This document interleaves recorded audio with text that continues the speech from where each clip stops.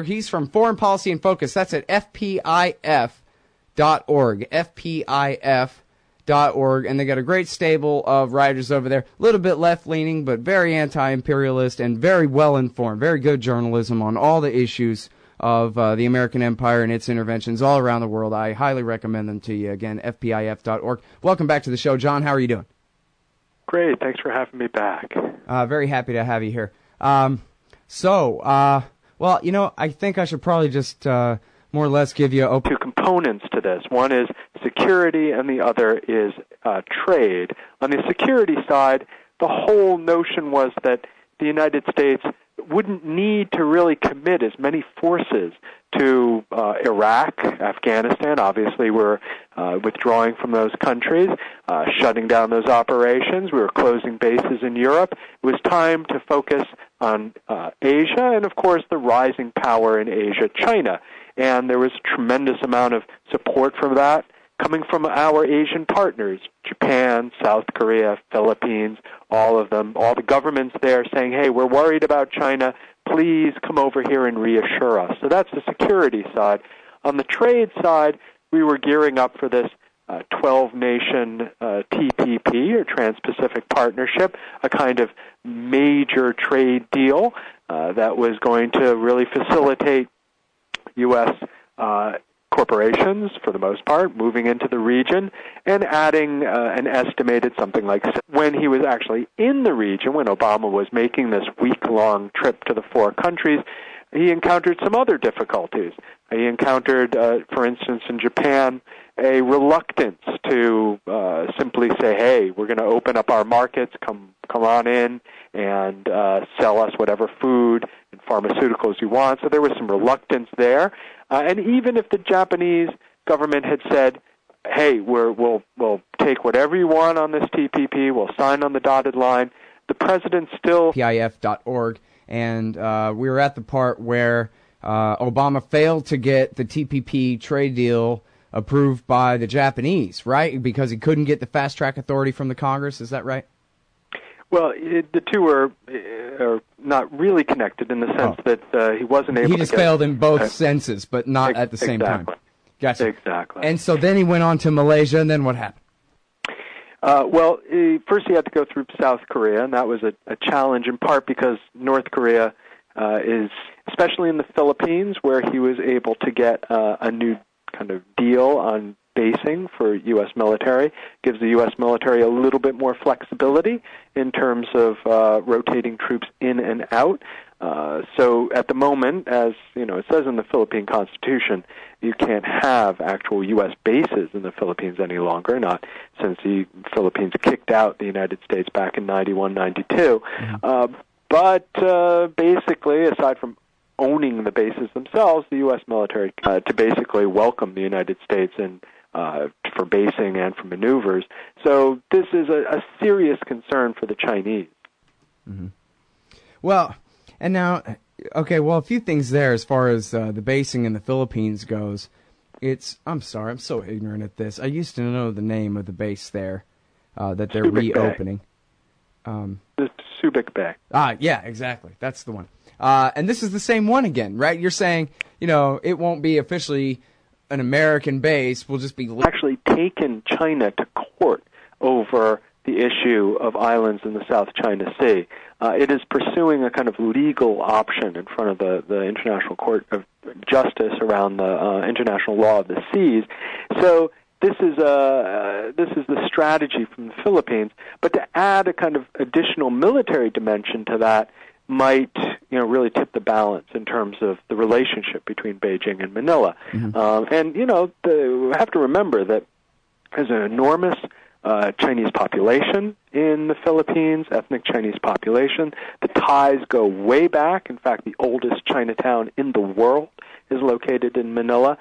China has poured in investments, and they've done lots of soft power in terms of promoting Chinese culture in the Philippines. And all of this basically has been endangered in part by this dispute that's taking place in the South China Sea. And I don't think anybody really wants to see that escalate. But unfortunately, with this new basing agreement, it's kind of certainly being perceived by China as an escalation. Mm-hmm. Yeah, it kind of seems like bad strategy and bad politics from the point of view of the Filipinos, where they're making a bigger deal than they have to. They're sort of cutting off, or possibly at least cutting off possibilities for diplomacy by ratcheting up the tension, and then also meanwhile, if America gets into problems with China for whatever other issue, say disputes over rocks claimed by China and Japan, way over there, a whole different set of islands in dispute, then they could be pulled into that too. So I don't know. Yeah, well, and Obama was careful when he was in Japan to say, okay, look, the Senkaku Dayu Islands, the islands that are disputed between Japan and China, which Japan officially has administration over right now, but China stakes a claim over, says the United States will defend Japan if there's a conflict around these islands. However, the United States refuses to take a position on who actually owns these islands. So it's kind of a careful position that the Obama administration has tried to maintain on this particular question. And of course, the Obama administration... That sounds kind of clumsy. We'll help you. We'll go to war. Maybe, I don't know. I mean, war with China could be a really big war to defend islands that, we're not even so sure you own. That sounds like a strange promise to give the Japanese. I mean, I could see the political incentives against saying, oh, yeah, when it comes to those islands, you're on your own, pal. I mean, there's got to be a more diplomatic way to put it than that, but... Yeah, I mean, at that level, it doesn't seem to make much sense. On the other hand, Japan has been looking for the United States to provide this kind of security guarantee, which is a guarantee that's part of the U.S.-Japan alliance structure. So if the Obama administration hadn't provided that, there would have been a significant falling out between Washington and Tokyo. On the other hand, the United States didn't want to go so far as to anger China by saying, okay, we believe that these are actually Japanese islands. It doesn't sound, coherent at the level of logic, but unfortunately, geopolitics is often not logical. And at the same time, the Obama administration is not particularly enthusiastic about Prime Minister Shinzo Abe's kind of nationalist turn in Japanese foreign policy. And it's expressed in a number of different ways on the history issue, on the visit to Yasukuni Shrine, and it's tried to send signals to Abe, hey, cool it. This is pissing off not only China, but it's pissing off South Korea, which is putatively in an alliance system with all of us. And Abe basically has ignored the United States. So, this is complicating this pivot when even the closest U.S. allies are not cooperating with the Obama administration. Then it actually jeopardizes the entire kind of edifice of this reorientation of U.S. foreign policy. Well, but even if it was all working, what would be the mark of success anyway in containing China, since they're not an expansionist military power right now, at least, anyway? So what's the point other than selling ships? Right. Or buying the important thing to point out is that the Pacific pivot is actually a relatively modest endeavor. It doesn't actually involve an enormous increase or even a modest increase in U.S. Military presence in the region. What the pivot has revolved around essentially is closing one particular base in Japan, namely the Tenma Marine Air Force Base in Okinawa, and shifting those Marines somewhere else. Now, that has required negotiations with Australia to send several thousand U.S. Marines down to Darwin, an expanded Australian base there, potential of rotating Marines in and out of the Philippines, which is why there was this new basing agreement, upgrading of facilities in Guam and sending several thousand Marines there, and then finally construction of a new Air Force base in Japan. Now that's been the real bone of contention for the last 15 years because the folks in Okinawa don't want another military base there, especially a U.S. military base. So the entire Pacific pivot, which is put forward as this enormous strategic rebalancing, when you boil it down, it's really just trying to close one base and figuring out where all those Marines are going to go. Thanks, John. I appreciate it. I'm sorry we're out of time. Let's do this again soon.